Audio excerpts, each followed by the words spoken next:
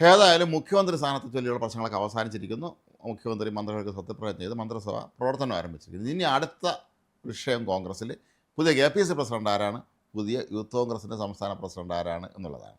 അടുത്ത അംഗം തുടങ്ങുക. വീണ്ടും ഡൽഹിയിലേക്ക് എല്ലാവരും ഡൽഹിയിലേക്ക് ഇനിയിപ്പം അടുത്ത ഒരു ഇവരെ പ്രഖ്യാപിക്കുന്ന ഒരു ഏതായാലും തിരുവനന്തപുരം അല്ലെങ്കിൽ കൊച്ചി എന്നുള്ള ഡൽഹി വിമാന ടിക്കറ്റ് ചാർജ് വർദ്ധിപ്പിക്കും എന്നുള്ള കാര്യം ഓർമ്മ. യാതൊരു സംശയം വേണ്ട. കാരണം ഇങ്ങനെ പോവുകയാണ് എല്ലാവരും. എനിക്ക് യോഗ്യത ഉണ്ടോ ഇല്ലയോ എന്നുള്ള പോലും ചിന്തിക്കാതെ ആളവിടെ പോയി നിൽക്കുന്നുണ്ട്. ഇപ്പോൾ ഇത് ആർത്തി എന്ന് പറഞ്ഞൊരു സാധനം ഒരാളുടെയും തീരത്തില്ല.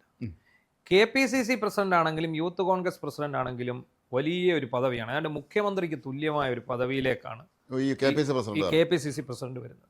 യൂത്ത് കോൺഗ്രസ് പ്രസിഡന്റ് എന്ന് പറയുമ്പോൾ അദ്ദേഹത്തിനും ഒരു നല്ല സീറ്റ് കിട്ടാനും. അപ്പോൾ ഇപ്പോൾ ഒരു കാര്യം നമ്മൾ ശ്രദ്ധിച്ചോണം. തെരഞ്ഞെടുപ്പിൽ സീറ്റ് പിടിക്കാൻ നോക്കിയ കുറേ എണ്ണന്മാർ ആ സീറ്റ് കിട്ടാതെ വന്ന് നിരാശരായിട്ട് ഇങ്ങ് പോന്നിട്ടുണ്ട്. തോറ്റവരും അല്ല, അവർ അന്നങ്ങ് മാറി നിന്നു. അത് ശരിക്കും അന്ന് KC-യുടെ കളിയായിരുന്നു. ഒരാളും മത്സരിക്കേണ്ട, മാത്രമല്ല പൊതുജന വികാരം എതിരാകുമായിരുന്നു, ഉറപ്പായിട്ടും എതിരാകും. ഉറപ്പല്ലേ? ഇപ്പം അതിനുവേണ്ടി K. സുധാകരൻ അടക്കമുള്ളവർ മത്സര രംഗത്തേക്ക് വരാൻ വേണ്ടി കരഞ്ഞു വിളിച്ച് K. സുധാകരനും അടൂർ പ്രകാശും ആവുന്ന ശ്രമിച്ചു. ഈ പറയുന്ന K. സുധാകരൻ ഇല്ലെങ്കിലും കണ്ണൂർ ജയിച്ചു, അടൂർ പ്രകാശ് ഇല്ലെങ്കിലും കോന്നി തോറ്റ എന്താണെന്ന് അറിയാം. അത് അടൂർ പ്രകാശ് വിചാരിക്കാത്തത് കൊണ്ട് തന്നെയാണ് കോന്നി തോറ്റത്. ഇച്ചിരി നല്ലൊരു സ്ഥാനാർത്ഥിയായിരുന്നെങ്കിൽ കോന്നിയും ജയിച്ചേനെ. അപ്പോൾ ഇവിടെ എന്താ സംഭവം? എത്ര പേരാണ് നിൽക്കുന്നത്? നീണ്ടക്കോ VS ശിവകുമാറുണ്ട്, കൊടിക്കുന്നിൽ സുരേഷുണ്ട്, പിന്നെ ആരാണ് നമ്മുടെ ബെന്നി ബെഹനാൻ, അങ്ങനെ ഒരുപാട് നീണ്ട പട്ടികയാണ്. അടൂർ പ്രകാശ് വരെയുണ്ട്. അടൂർ പ്രകാശ് വരെയുണ്ട്. ആന്റോ ആന്റണി ഉണ്ട്. ഇപ്പം ഇതിനകത്തൊരു പ്രശ്നം വന്നിരിക്കുന്നത്, ഇതിനകത്ത് ഏറ്റവും വലിയ ചർച്ചയായി മാറിയിരിക്കുന്ന ഒരു വിഷയം എന്താണെന്ന് അറിയാം. ഈ മന്ത്രിസഭയിൽ ഏറ്റവും പ്രാതിനിധ്യം കുറവ് ഈഴവ സമുദായത്തിൽ.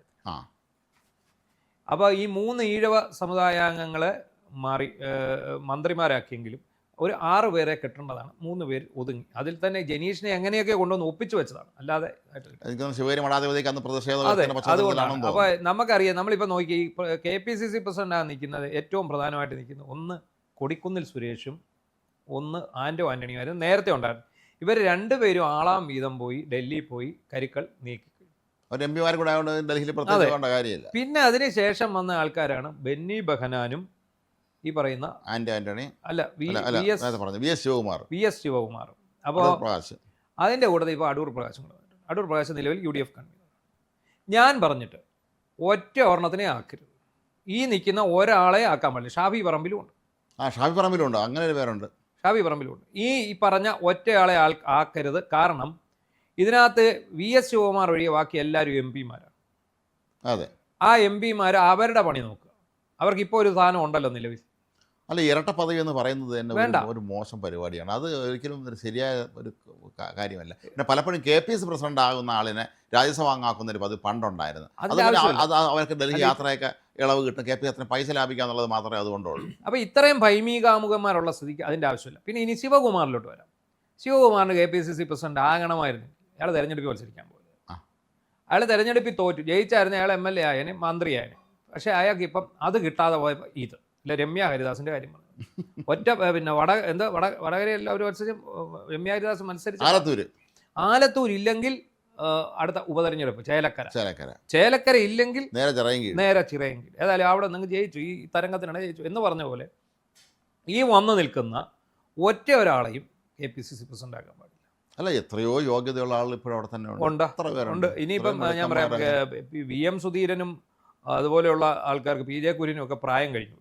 അവരാരും ഇനി ഇത് മുല്ലപ്പള്ളി രാമചന്ദ്രനൊന്നും ഒരിക്കലും ഇതിൽ ആകാൻ പറ്റും. പക്ഷേ ഇങ്ങനൊരു വിഷയം ഉണ്ടായപ്പോൾ പണ്ട് വന്ധ്യവയോധികനായ തെന്നല ബാലകൃഷ്ണപിള്ള KPCC പ്രസിഡന്റ് ആക്കിയിരുന്നു. അദ്ദേഹം ഒരു കുഴപ്പമില്ലാതെ മുന്നോട്ട് കൊണ്ടുപോവുകയും 2001 തെരഞ്ഞെടുപ്പിന് 99 സീറ്റോട് കൂടി ഭരണം കിട്ടുകയും ചെയ്തു. ഭരണം കിട്ടിയതിന്റെ അന്ന് അതിനെ മാറ്റി.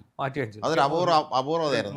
പറഞ്ഞ എന്റെ മോനെ പ്രസിഡന്റ് ആക്കണം, ആനെ മുഖ്യമന്ത്രി ആവണമെങ്കിലും അങ്ങനെ കണ്ടീഷൻ വെച്ചപ്പോൾ. അപ്പോൾ ഞാൻ പറഞ്ഞിട്ട് ഈ തെരഞ്ഞെടുപ്പിൽ സീറ്റ് കിട്ടാതെ പോയ ഏതെങ്കിലും ഒരു നല്ല നേതാവ്, ഇപ്പോൾ ജോസഫ് വാഴയ്ക്കൻ ഒരു സീറ്റിന് അർഹനായിരുന്നു, ഒരു ഇതാകേണ്ട ആളായിരുന്നു. അങ്ങനെയുള്ള ജോസഫ് വാഴയ്ക്കനെ പോലുള്ള ഒരാൾ. വാഴയ്ക്കൻ സീനിയറാണ്, രമേശ് ചെന്നിത്തലയ്ക്ക് ഒപ്പം അദ്ദേഹത്തിൻ്റെ അതേ സമയത്ത് കടന്നു വന്ന PT തോമസും എനിക്ക് തോന്നുന്ന വാഴയ്ക്കനായിരുന്നു. അന്ന് A വിഭാഗത്തിൻ്റെ I വിഭാഗത്തിൻ്റെ കേസിൻ്റെ പ്രസിഡന്റുമാരായിരുന്നു ആദ്യം. പിന്നെ ലയിച്ച് ഒന്നാവുകയായിരുന്നല്ലോ പാർട്ടികൾ. അപ്പോൾ അങ്ങനെ നോക്കുമ്പോൾ അദ്ദേഹം വളരെ സീനിയറാണ്. മാത്രമല്ല വാഴയ്ക്കനെ സംബന്ധിച്ചിടത്തോളം അദ്ദേഹം എല്ലാവരോടും വളരെ നല്ല പെരുമാറുന്ന, വളരെ സൗമ്യനായ, അദ്ദേഹം വളരെ പ്രായം പക്വതയൊക്കെ നല്ലൊരു മനുഷ്യനാണ്. അതിൽ അദ്ദേഹത്തിനെ പോലുള്ള ഒരാളിനെ ഈ MLA MP ഒന്നും പ്രസിഡന്റ് ആക്കണം.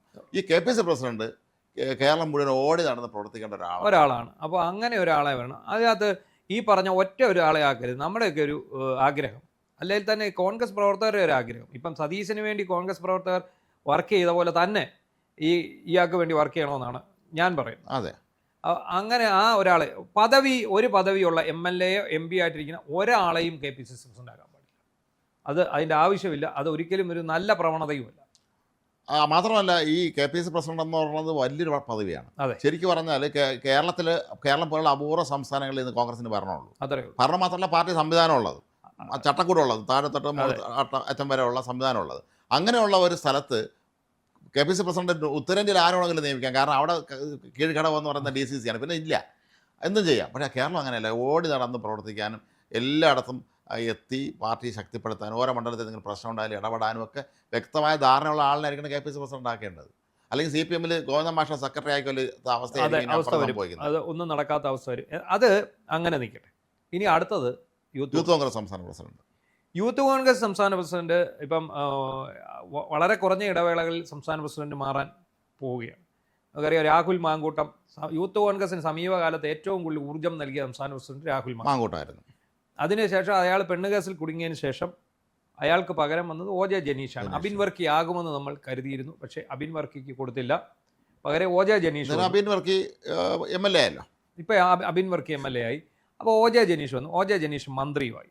ഈ മന്ത്രിയായി കഴിയുമ്പോഴത്തേക്ക് എന്തായാലും സ്വാഭാവികമായിട്ടും അദ്ദേഹം KPCC പ്രസിഡന്റ് സ്ഥാനം ഇല്ല, അദ്ദേഹം അത് ഒഴിഞ്ഞു എന്നല്ല, ഒഴിയേണ്ടി വരും. അപ്പോൾ എന്താണ് ഇനി അവിടെ ആരാണ് വരേണ്ടത്? അവിടെ വരേണ്ടത് ഈ MLA മാരോ ആയിട്ട് നിൽക്കുന്ന ഒരുപാട് യുവാക്കളുണ്ട്. അവരാരും KPCC പ്രസിഡന്റായിട്ട് യൂത്ത് കോൺഗ്രസിൻ്റെ പ്രസിഡന്റായിട്ട് വരേണ്ട കാര്യമില്ല. അപ്പോൾ ഇതിന് പുറത്ത് നല്ല പിള്ളേർ നിൽപ്പുണ്ട്. ഈ കഴിഞ്ഞ സർക്കാരിൻ്റെ കാലത്ത് തല്ലുകൊണ്ടായ എത്രയോ നല്ല നല്ല ചെറുപ്പക്കാരുണ്ട്. നമ്മൾ ഓരോരുത്തരും പേരത്തിന് പ്രത്യേകം പരാമർശിക്കുന്നില്ല എങ്കിൽ പോലും ഒരുപാട് പേരുണ്ട്. അവരാരെങ്കിലും യൂത്ത് കോൺഗ്രസിന് ഒരു വനിതാ പ്രസിഡന്റ് വന്നുകൂടെ? ഇല്ലേ? അതെ, യൂത്ത് കോൺഗ്രസിന് ഒരു വനിതാ പ്രസിഡന്റ് വരട്ടെ. ശ്രീനാദേവി കുഞ്ഞോ പ്രസിഡന്റ് ആകട്ടെ.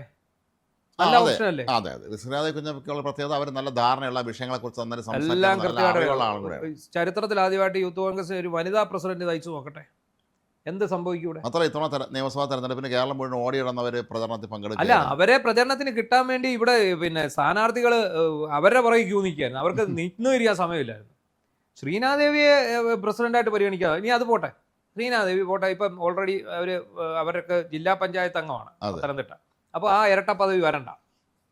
ഇരട്ട പദവി നമ്മൾ മുമ്പേ നേരത്തെ പറഞ്ഞാൽ അത് അവർക്ക് വരണ്ട. പക്ഷെ അവർ നല്ല ഓപ്ഷനാണ്. നമ്മൾ പറഞ്ഞ വിജയ് ഇന്ദുചൂടനുണ്ട് പത്തനംതിട്ട യൂത്ത്. അപ്പം രാഹുൽ മാങ്കൂട്ടത്തിനൊപ്പം തന്നെ ശക്തമായിട്ട് യൂത്ത് കോൺഗ്രസിനെ നയിച്ച് ജില്ലകളിൽ ഏറ്റവും കൂടുതൽ പ്രക്ഷോഭങ്ങളും സംഘടിപ്പിച്ച് ആറന്മുള സീറ്റിന് അവകാശവാദം ഉന്നയിച്ച് നിന്ന ആളാണ് വിജയ് ഇന്ത്യയുടനെ.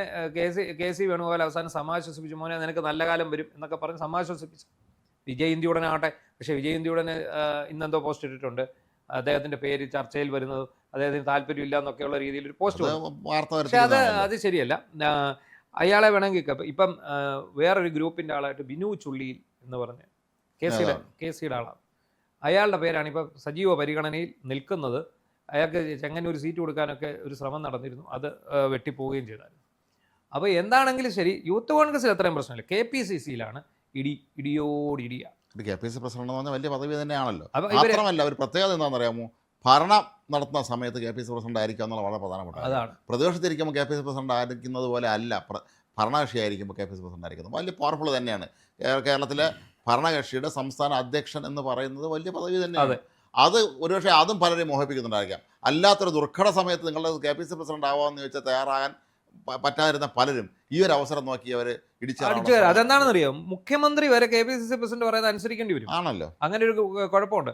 KPCC ഇപ്പം മുഖ്യമന്ത്രിയെ വിളിച്ചിട്ട് പ്രസിഡന്റ് പറയാണ് ഇന്ന തീരുമാനം, അത് തൽക്കാലം ഹോൾഡ് ചെയ്യും എന്ന് പറഞ്ഞാൽ മുഖ്യമന്ത്രിക്ക് ഹോൾഡ് ചെയ്തേ പറ്റും.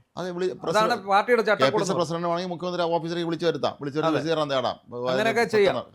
എന്താണ് ശരി, UDF കൺവീനർ സ്ഥാനത്ത് അടൂർ പ്രകാശിനെ മാറ്റണം. KPCC പ്രസിഡന്റ് സ്ഥാനത്തേക്ക് ഇരട്ട പദവി ഇല്ലാത്ത ആരെങ്കിലും ഈ രണ്ടിടത്തും അങ്ങനെയാണ് വേണ്ടത്. MLA MP അവരെ പണി ചെയ്ത് ജനങ്ങൾ അവരെ തിരഞ്ഞെടുത്ത് വിട്ടേക്കുന്ന അവരെ വിഷയങ്ങൾ അവതരിപ്പിക്കാനാണ്, അതല്ലാതെ പാർട്ടി ഭാരവാഹിക്കാൻ വേണ്ടി മാത്രമല്ല. അപ്പോൾ അത് ശ്രദ്ധിക്കുക. കാരണം ഇതിനൊന്നും ആള് പഞ്ഞമില്ലല്ലോ. ആ പറഞ്ഞ 4-3-7 ആളെ ഉള്ളൂ. ചില ഇറുക്കിൽ പാർട്ടികളെ പോലെ ആണെങ്കിൽ ഓക്കെ.